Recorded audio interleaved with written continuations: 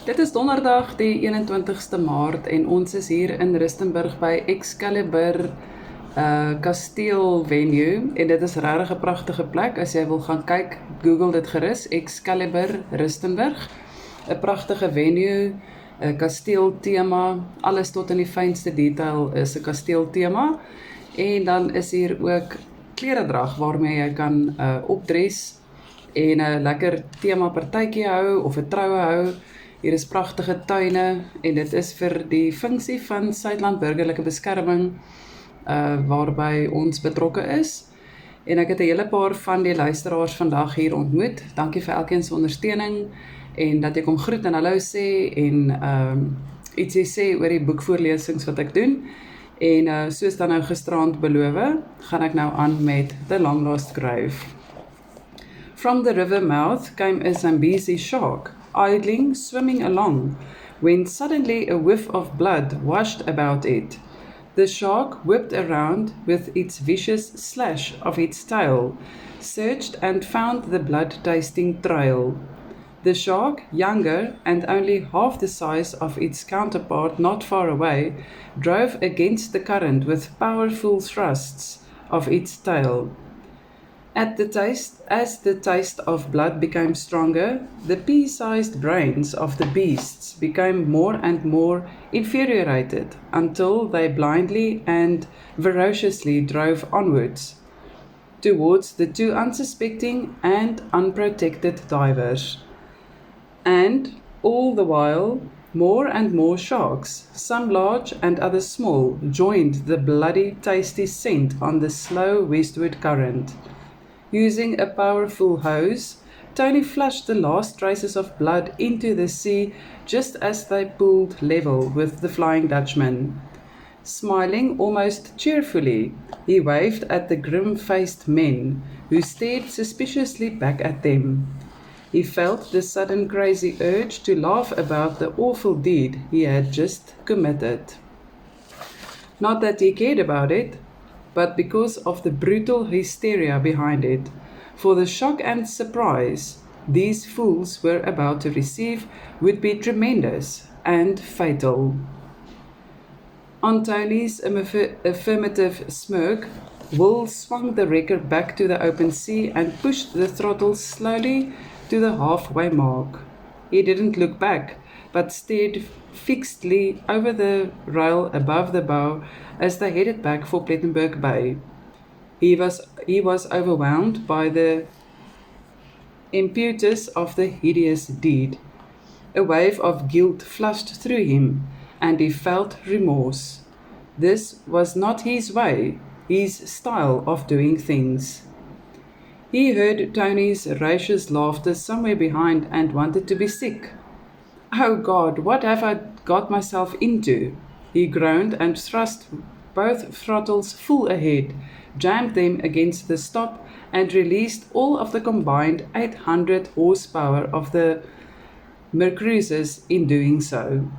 "Oh God," he whispered, sick with shame, "I've gone too far with this," as the wrecker raced away at full 28 knots with a wide, white wake lying straight behind her. Jos slowly removed the dead pipe from between his teeth and turned to Herbie, who was equally puzzled. "Now what was that all about?" he muttered. "Firstly, they nearly crawled over us, then raced away like hell." Herbie shrugged, perplexed. "I'll be damned if I know, but whatever they came to do must be finished," and a terrible feeling of foreboding took hold of him. "Jos," he spoke sharply, "what the hell did they do there? Did you see anything?" "Nope, nothing, except a mouse-faced guy flushing the deck and looking as if he'd just fed the cats." "Feed the cats?" It struck him like a bomb. The great white shark moved quickly through the water, driven by its powerful double-bladed tail, led by its impeccable sense of smell. It bore down on its prey with deadly intent. Infuriated by the strong blood scent, the shark moved in without warning or circling. The grinning mouth bulged open monstrously, revealing the lines of razor-sharp white fangs, row upon row.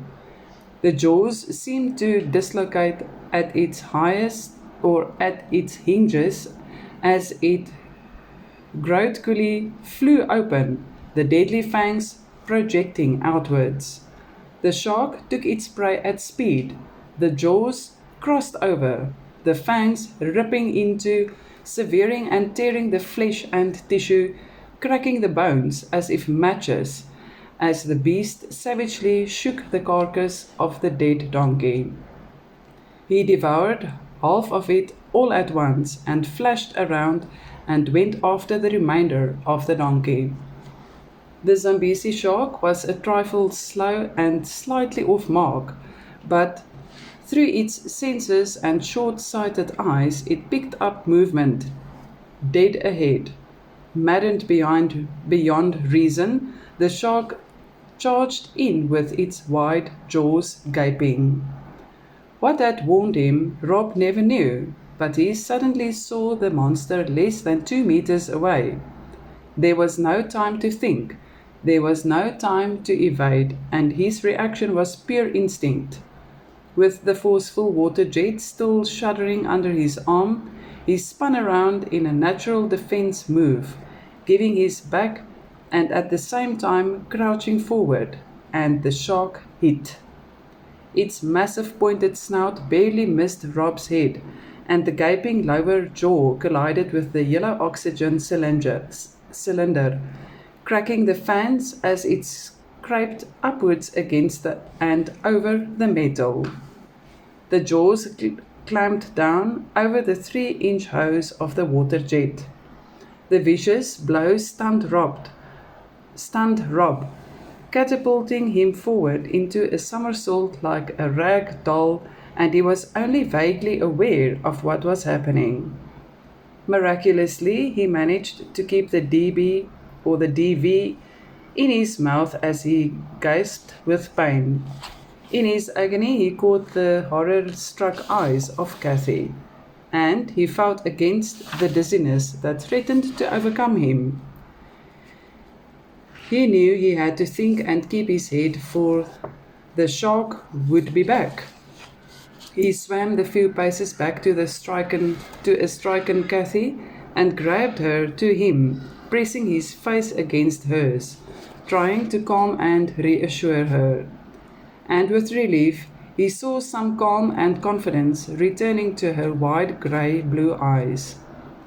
The razor-edged fangs of the shark instantly sewered the one side of the hose, and the force of the water erupted into a maddening shock, driving it upward as the hose went into a whiplash action. The shark broke the surface 10 feet from the Flying Dutchman, clearing it completely with the shuddering hose still clamped half in and half out of the monstrous mouth before it splashed belly first back into the sea. Time seemed to have come to a standstill. Rob seized Cathy's arm and swung her protectively behind his back, at the same time drawing his 8-inch diver's knife facing the shark. Back against back, the two divers frantically watched the Zambesi shark now wearily circling them. Rob turned with the circling monster.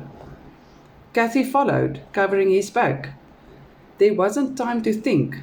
Only the horror of the moment impelled them to fight back, to survive, and to face the awful danger. Rob's left hand was still gripping Cathy's, and he silently prayed that she wouldn't panic. A piece of hose was trailing from the shark's mouth. As it circled them, the one dull eye stared at them impassively. The shark's rubbery skin was visible in the slightly murky water, with a few darker stripes down its sides, as if to emphasize its deadliness. Rob tried to recall any of his Navy anti-shark training, but was too confused to think straight.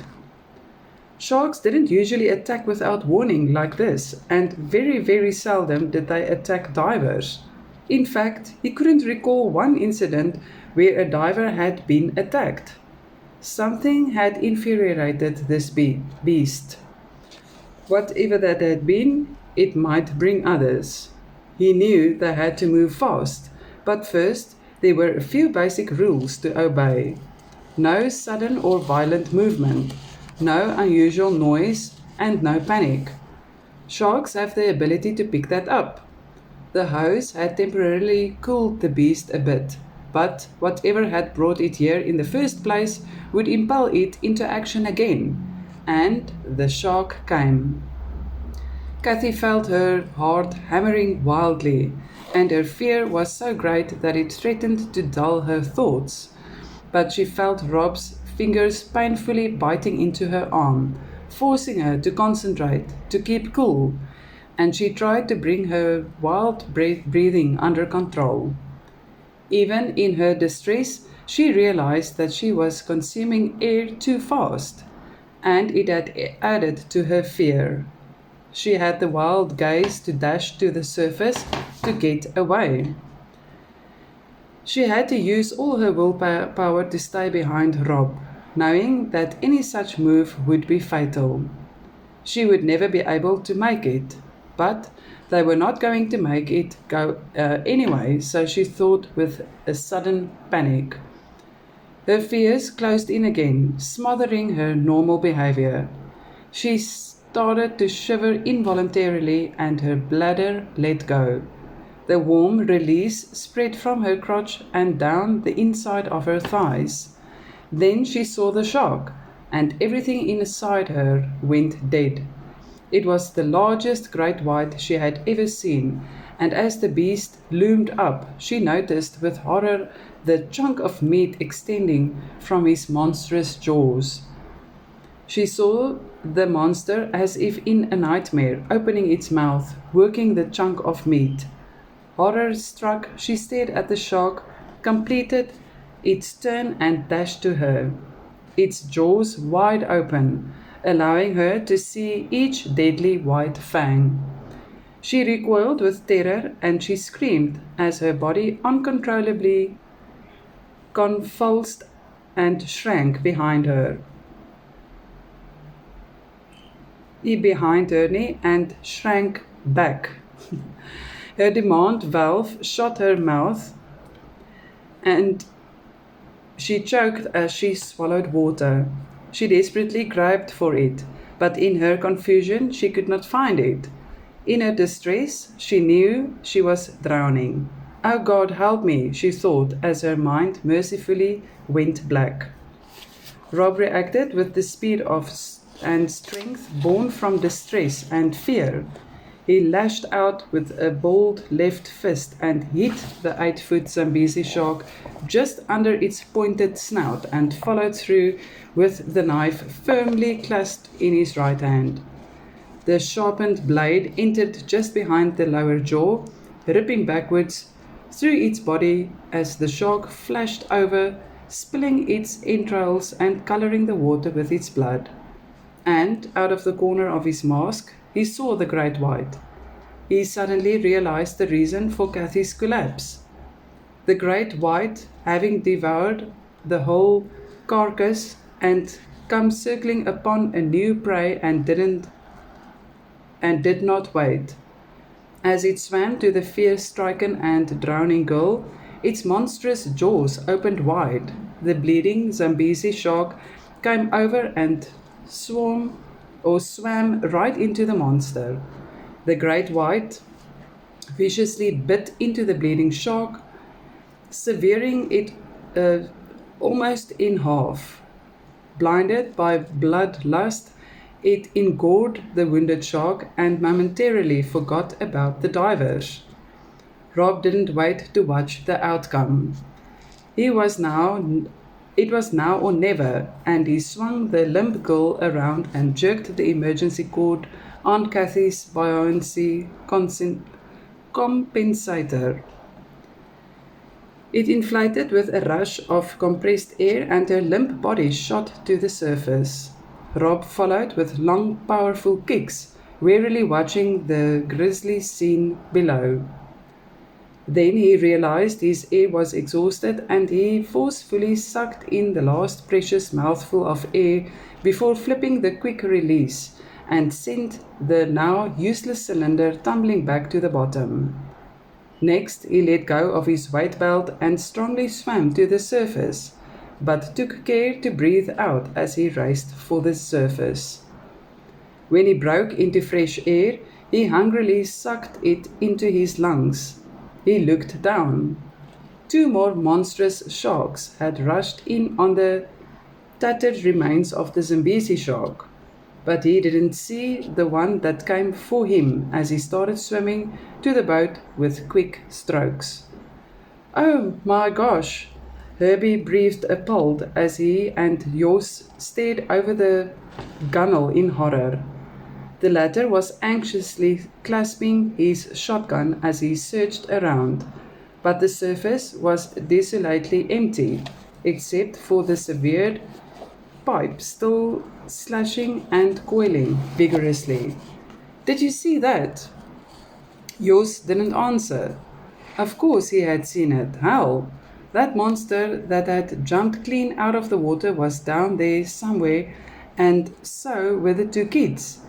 If they were still alive. Those bastards. The filthy, filthy bastards. There! Herbie yelled, and Jos slapped the butt into his shoulder, aiming along the double barrel. Kathy popped onto the surface. The upward momentum caused by the inflated buoyancy compensator lifted her almost clear above the water before limply falling back on the surface a bare 3 feet away. Shocked and appalled, Jos yanked the shotgun away, sickened of what he had nearly done. Herbie Dubois was a strong man, but now he overdid himself as he leaned over and seized the limp girl by the arms and lifted her body clear out of the water and aboard with the heavy diving cylinder and all. "Quick!" he snapped and flipped the quick release on the cylinder and weight belt. Jos grabbed the cylinder and yanked it aside as Herbie removed the awkward inflate orange buoyancy compensator and laid her flat on the deck. "Help, Rob!" he ordered harshly as he ripped the mask and hood away. With one hand under her neck, the other firmly clasped over the nose and pulling her head back to ensure an open airway, Herbie crouched beside her and firmly placed his mouth over hers. Blowing forcefully, he commenced with artificial respiration, blowing, relaxing, and blowing again. He anxiously watched the rise and fall of her chest as he continued. A cough escaped her lips, and Herbie felt a quick rush of relief. He quickly rolled her on her side as she started coughing and vomiting. Using his fingers, he helped her to get rid of the excess water, wiping the worst slime away from her mouth, and with relief he noticed that she was starting to breathe deeper and more regularly until, after what felt like an eternity, she at last began to whimper. The shotgun blasted once, then again, and Herbie scrambled to the gunwale and poked his head over just in time to see Rob's anguished face and groping hands a bare meter away. 2 meters behind him, the water boiled and coiled, and he saw the dorsal fin appearing. Slowly rolling over with a last flash of its white belly, the disorientated and wounded shark slid back into the depths. Old Jos didn't waste his shot. As soon as their hands touched, Herbie pulled his brother on the boat, and as Rob had already discarded his heavy gear, Herbie had no problem to drag his body over the gunwale, where he collapsed on the deck in exhaustion.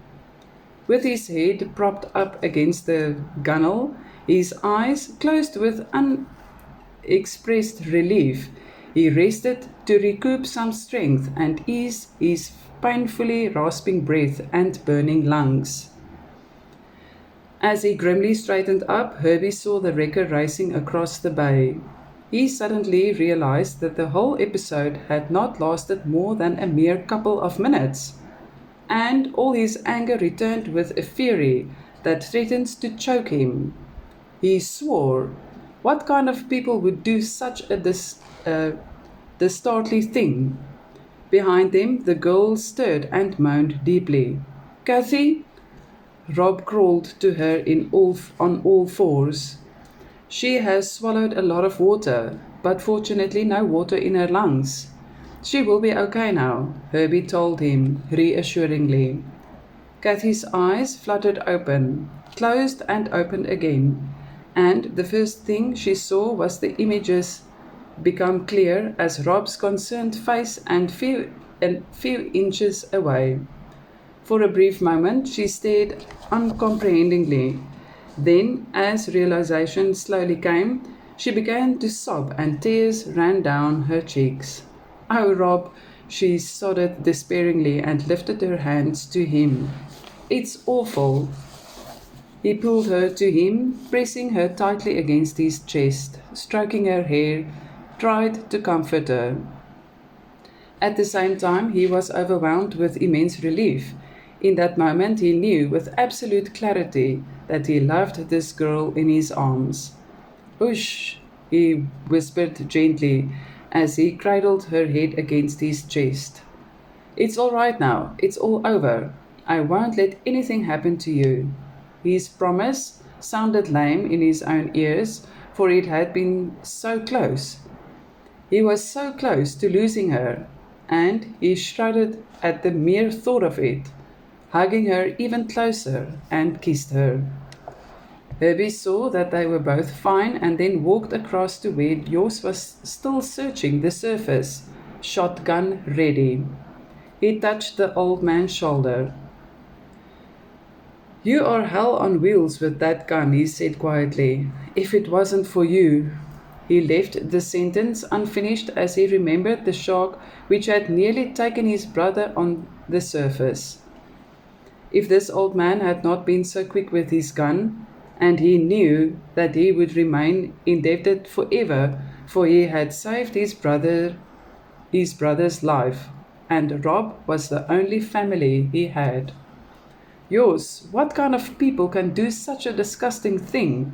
He asked softly, as he lit a cigarette with shaking fingers. Jos slowly turned and faced him, sadly. Son, he began mournfully, where big money is on the cards, people have no feelings or remorse whatsoever. Humanity is buried so deep, you would think they were born cruel.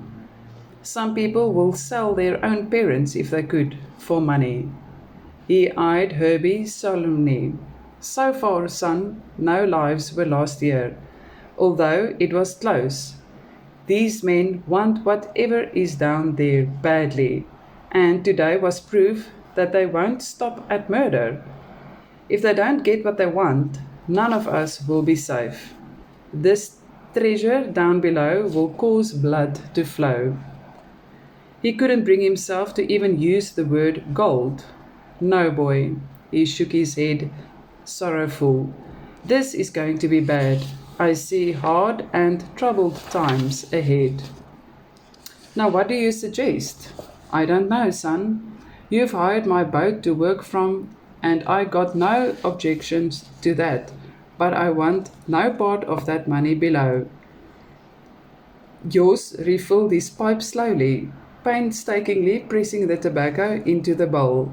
I don't know what you are going to do, but I suggest you take stock, reconsider, and perhaps come to a working arrangement with them, or get protection from the law. Kathy finally got her nerves under control. What happened? Where did those sharks come from? Her voice was still trembling. Rob had overheard Herbie's consultation with Jos, and he beckoned the two closer. What happened? He asked, and Herbie pointed. Halfway across Plettenberg Bay was the white cabin cruiser. Rob nodded. At one stage, he had heard the engines and propellers of a boat close by, but with their own pump running and the sound of the water jet, he didn't check. They must have dropped blood and carcasses overboard on their blind side. We didn't notice, and when we realized what had happened, it was too late.